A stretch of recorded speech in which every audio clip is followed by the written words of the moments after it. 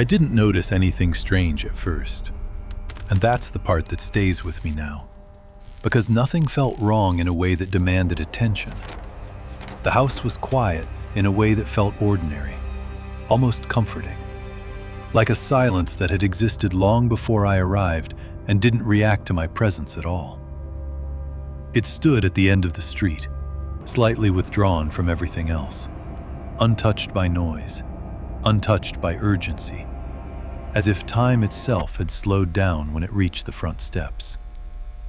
There were no lights on when I first saw it, no movement behind the windows, no signs that anyone had been there recently.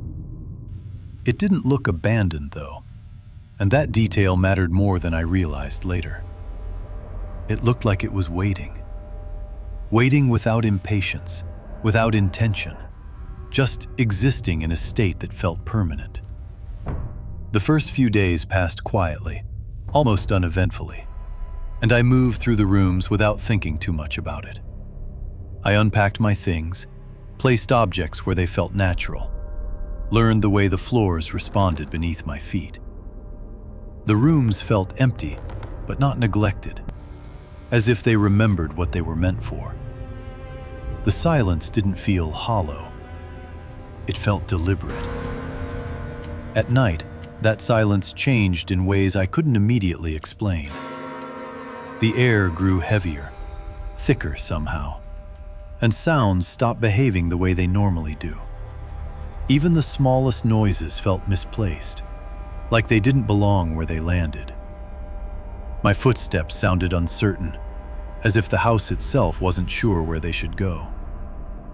That was when I began noticing the hallway. It was narrow, longer than it should have been, stretching farther than the layout of the house allowed.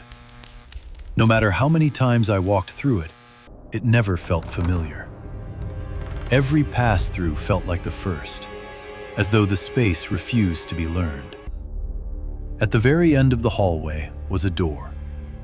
It didn't draw attention to itself at first. No markings, no handle, nothing to suggest it was different from any other door. It was simply there, closed, unremarkable, pretending to be ordinary. I told myself that every house has a room like that, a space that goes unused, a door that stays closed, something you stop noticing after a while, something you forget. But the house didn't forget. At night, time began to behave differently. The ticking of the clock felt delayed, stretched out, as if seconds were being pulled longer than they were meant to be. Sleep became difficult, not because of noise, but because of the feeling that something else was awake while I wasn't. Something patient, something alert. Without realizing it, I started avoiding the hallway. I didn't make the decision consciously. My body just chose longer paths, slower routes, ways around it that didn't require passing that door. Still, the door began to feel closer, even when I was nowhere near it.